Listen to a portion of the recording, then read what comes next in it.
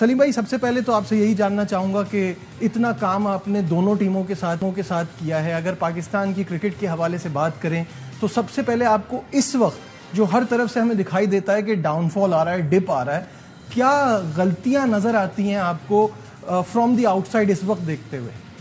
Grass root से बात करूंगा तो आपकी क्लब क्रिकेट फिनिश, जो आपकी मेन है जो क्रिकेट, वो ख़त्म। आपकी रीजनल क्रिकेट डन हो गई है मेरे ख्याल से, वो भी नहीं हो रही इतनी अच्छी। तो ये वन ऑफ द ये मतलब रूट कॉज है जो आपको ऊपर मटेरियल नहीं आ रहा है। और आपकी जो पाकिस्तान टीम में जो अभी, और तीसरी चीज़ ये जो आपने डिपार्टमेंट क्रिकेट जो बंद किया आज से 4-5 साल पहले, अब उसके रिजल्ट्स अब ये उसके रिजल्ट सामने आ रहे हैं। अब आपके पास, क्योंकि एक वो वाहिद क्रिकेट थी डिपार्टमेंट क्रिकेट जो बहुत ऑर्गेनाइज और बहुत प्रोफेशनल क्रिकेट थी, वही प्लेयर्स थे, लेकिन जब वो डिपार्टमेंट से खेलते थे उनकी बिल्कुल बॉडी लैंग्वेज इंटायरली डिफरेंट हो जाती थी। तो मेरे ख्याल से डिपार्टमेंट क्रिकेट और रीजनल क्रिकेट ये दो मेन पार्ट थे, कंपोनेंट थे पाकिस्तान की मेन टीम के लिए। लेकिन ये दोनों तबाह हो गए हैं, तो नेचुरली फिर अब आपको मटेरियल ऐसा ही मिलेगा।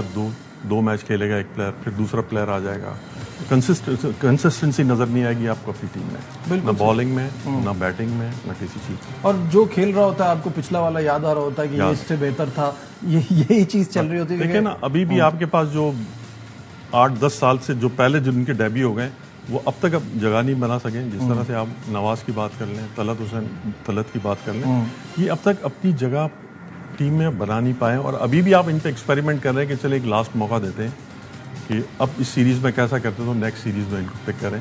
ये इससे नज़र आ जाता है सिलेक्शन कमेटी का, और जो जिस तरह से कैप्टन कोचेज़ हैं उनका माइंडसेट नज़र आ गया है कि ये अभी भी उनके पास अपनी प्लेयर्स नहीं है उनके माइंड में इतने कि नेक्स्ट सीरीज़ के लिए हमें क्या, अभी भी एक्सपेरिमेंट हो रहे हैं। ये मेरे ख्याल से इन प्लेयरों को लेने का मकसद ही यही है। 2 नए प्लेयर्स जो लिए, डेब्यूटेंट जो हैं आपके 2-3, वो ठीक है, आप फ्यूचर के पॉइंट ऑफ व्यू से ले रहे हैं। लेकिन जब इस तरह के पुराने जो 8-10 साल पुराने क्रिकेटर्स को आप लाते हैं, ऑन एंड ऑफ रखते हैं, तो हसन अली का भी आप देख लें यही है। तो ये ऑन एंड ऑफ रखने का मतलब ये है कि आपकी टीम अब तक सेटल नहीं हुई है, आपके फ्यूचर प्लान्स कुछ भी नहीं है। तो ये बहुत सीरियस चीज़ है ये। अच्छा, सिलेक्शन और खिलाड़ियों पे हम आते हैं, क्योंकि आप खुद सिलेक्शन कमेटी में रहे हैं, आप इन तमाम चीज़ों को समझते हैं।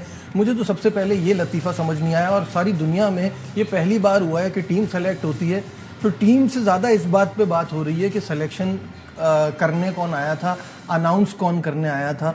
तो CEO और एडवाइज़र टू चेयरमैन का क्या ये बनता है? इससे अच्छा ये नहीं था कि अगर नहीं आना चाहते सेलेक्टर्स तो वो एक प्रेस रिलीज जारी कर देते, भाई ये टीम है।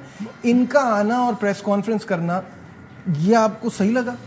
बस एक अचार सा बन गया ये एक टीम में, मतलब उसमें चक के देख मुश्किल है कि बताना कि तेज ज़्यादा है या खट्टा ज़्यादा है। ये बहुत अजीब सा मतलब एक वो माहौल हो गया है। टीम नेचुरली सेलेक्टर्स को अनाउंस करनी चाहिए थी। जो टेक्निकल क्वेश्चंस होते हैं मीडिया जब पूछती है तो वहाँ सेलेक्टर्स जो होता है वो, और मैंने एक भी बीच में अभी ये पढ़ा था, जब ये जो इनका जो माइक जो अभी कोच हसन जो कोच है उसका मैंने इंटरव्यू देख रहा था, उसने कहा कि 20 प्लेयर्स हमें सिलेक्शन कमेटी ने दिए हैं और कैप्टन ने और मैंने उसमें से 15 अनाउंस किए। अब बात दरअसल ये है कि 15 तो चलें आपने ये सेलेक्ट कर लिए, जो 5 जो ड्रॉप किए हैं वो कौन से प्लेयर थे? ये बड़ा एक मतलब है कि सिलेक्शन कमेटी ने वो कौन से 5 प्लेयर दिए थे जो इन्होंने नहीं लिए। ये मेरे ख्याल से ये सिस्टम गलत है। एटलीस्ट पूल ऑफ प्लेयर्स होना चाहिए 25 या 30 का, जो एक सिलेक्शन कमेटी जिनके कैंप लगते हैं पूरे साल, जिसको कोचेस और कैप्टन्स भी देख रहे होते हैं, उसको मॉनिटर करते हैं। फिर उसमें से फिर वो ड्यूरिंग कैंप ही डिस्कशंस हो जाते हैं, आपको मीटिंग करने की ज़रूरत नहीं पड़ती। हम जब सिलेक्शन कमेटी में थे उस वक्त जब वो कैंप लगता था, हम 25 लड़कों का जो कैंप लगता था या 30 लड़कों का, तो उसमें ही कैप्टन से और कोच से हमारे डिस्कशंस हो जाते थे खड़े खड़े, और टेक्निकल चीज़ों पे डिस्कशंस होते थे और स्टैट्स होते थे हमारे हाथ में। वहाँ से कोच और कैप्टन नेचुरली वो स्टैट्स पे इतना बिलीव नहीं करते थे, वो देखते थे ये लड़का भी अच्छा खेल रहा है तो उसको पिक करना है।